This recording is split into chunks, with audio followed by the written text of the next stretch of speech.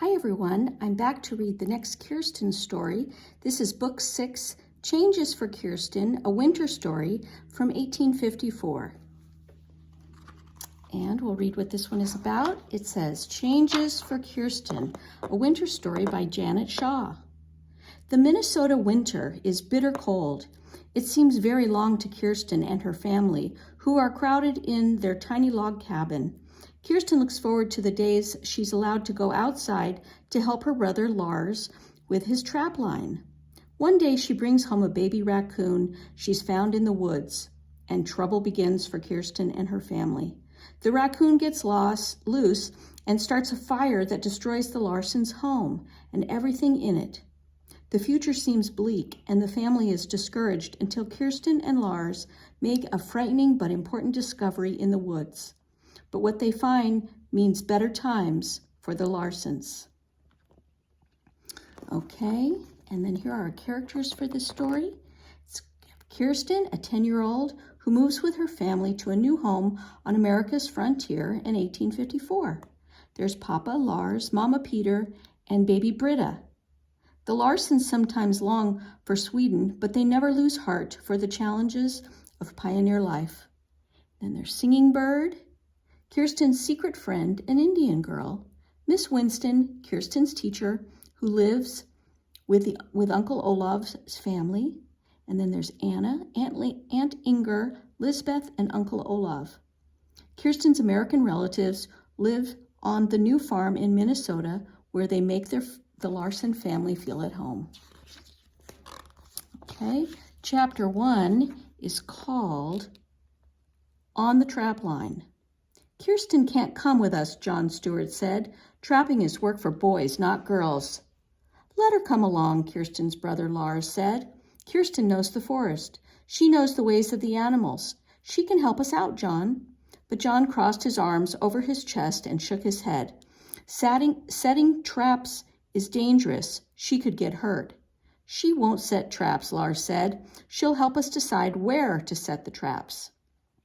Opening the traps and taking the animals out is dangerous too.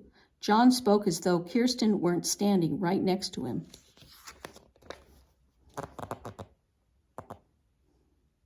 You and I will open the traps and get the animals out. After we skin them, Kirsten can help carry the pelts home, Lars said. Just yesterday, you said we should bring someone along to help us.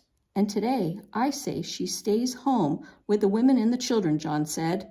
Trapping is hard enough without a girl to look after. Kirsten bit her lip and looked down at her boots. The January snow came up almost to her knees. She wore all her flannel petticoats, her warmest skirt, and 2 pairs of wool socks, but still she trembled with cold. Her breath was a frost on her muffler. It would get colder yet as the afternoon went on. Winter in Minnesota was much harder than the winters in Sweden. But Kirsten wanted to go with Lars and John on the trap line. She was tired of working in the small, smoky cabin. And Lars was right. She did know about the animals and the forest. She could help on the trap line, if only John would give her a chance. She knows how to spot the holes where beavers come through the ice, Lars said. She knows the tracks raccoons make and the tracks of muskrats and foxes. She can help us choose where to set the traps for them. Don't be stubborn, John. John peered down at Kirsten and frowned. What will you do if we find a live beaver in a trap? It might bite you. If we find a live beaver, I'll stay back, Kirsten said firmly. Don't worry, I won't get bitten. Let her come with us this once, Lars said. John huffed out a white breath. All right, she can come just this one time, but if she's trouble, she can't come again. Agreed, Kirsten? Kirsten looked him right in the eye. Agreed, she said. Then let's go, Lars said. It's already afternoon, and we have a long, long way to walk before dark. He swung his arms to get his warmth back into his hands, then strapped on his snowshoes. John and Kirsten strapped on snowshoes too, and pulled their rucksacks onto their backs. John was 13, but almost as tall as Lars. He had cheerful brown eyes and curly dark brown hair, just like his sister Mary. Mary was Kirsten's friend. Why wouldn't John be friends too. Why was he so set against Kirsten going along on the trap line? Lars picked up the rifle and followed John into the woods. Kirsten hugged herself for warmth, but she kept up with the boys' long strides. They were going to check each of the traps the boys had set in the woods. And if it was a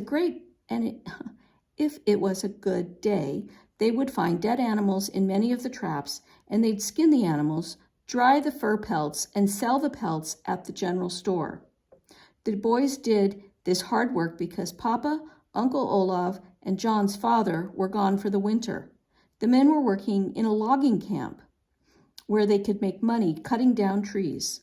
In the spring, they would come back home. Until then, the women and children had to do all the winter farm work and make what money they could. Kirsten thought it was awful to have Papa gone, but she knew there was no other way her family could save enough money for a farm of their own. As Kirsten walked, she studied the deer tracks that crossed the trail. She watched the red-tailed hawk circling overhead, and she spied the bright red swoop of a cardinal. She was so happy to be out of the cabin and into the woods that she forgot how cold it was or how far she had walked with Lars and John. They were in deep woods, far from the cabin, when Kirsten saw something strange. A birch tree bent over by a length of rope staked to the ground. "Lars, John, look," she said. The boys stopped. John didn't seem surprised to see the bent tree in the rope. "That's a snare trap for mink," he said. "A trap made with rope?" Kirsten said. "All our traps are metal." "We set metal traps because they're modern," John said. "But old Jack still traps the old-fashioned way, with rope traps." "That trap must be one of his." "Who's old Jack?" Kirsten asked. John stamped back to the trail, and Kirsten hurried to keep up with him. "Old Jack is the oldest trapper in these parts," John told her. "He came west as an explorer and stayed on. He lives by himself, way back in the woods. He doesn't have a family and never did. Old Jack dresses all in leather clothes." "The old way," Lars added. "Oh," Kirsten said. John grinned over his shoulder at her.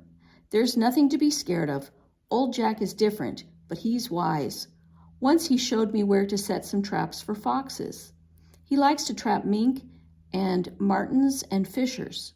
Fur's worth a lot of money." "Well, I hope we don't meet up with old Jack," Kirsten said.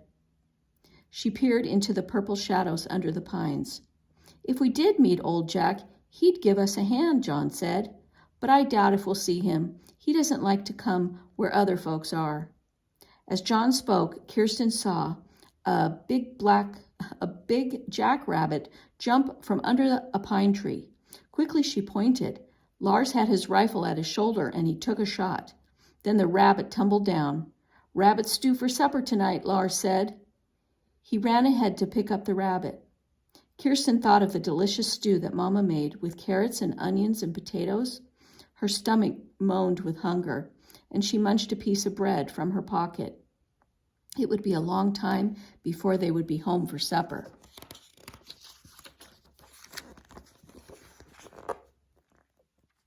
"Our traps begin in that ravine," Lars said. "Come on."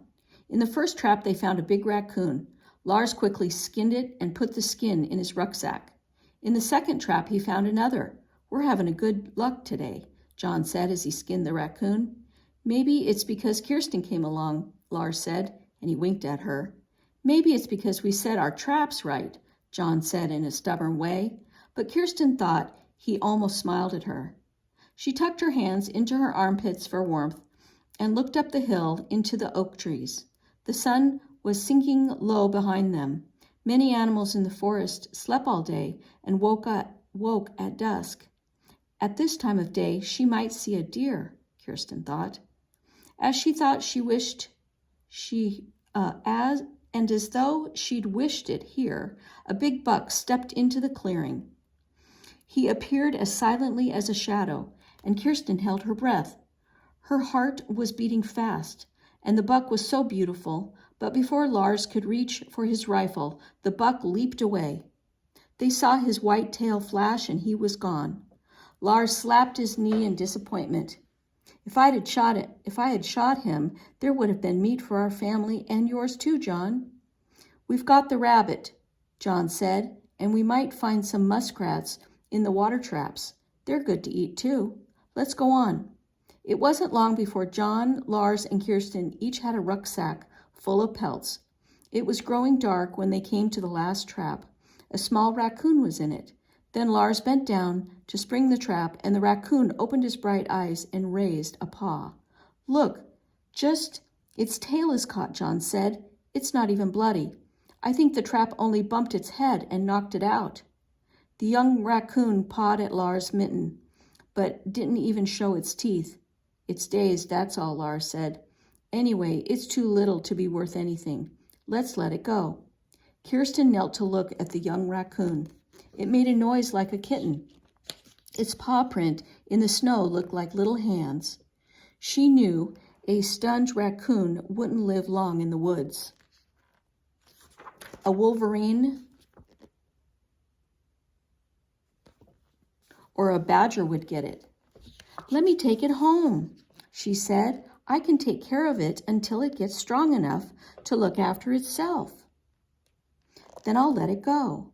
Lars shook his head as though he couldn't believe his ears. You can't make a pet out of a wild animal, Kirsten. I won't make a pet out of it. I'll just keep it until it's healthy again, Kirsten said. Remember how I nursed the crow with the broken wing? That was a bird, Lars said. Raccoons are different.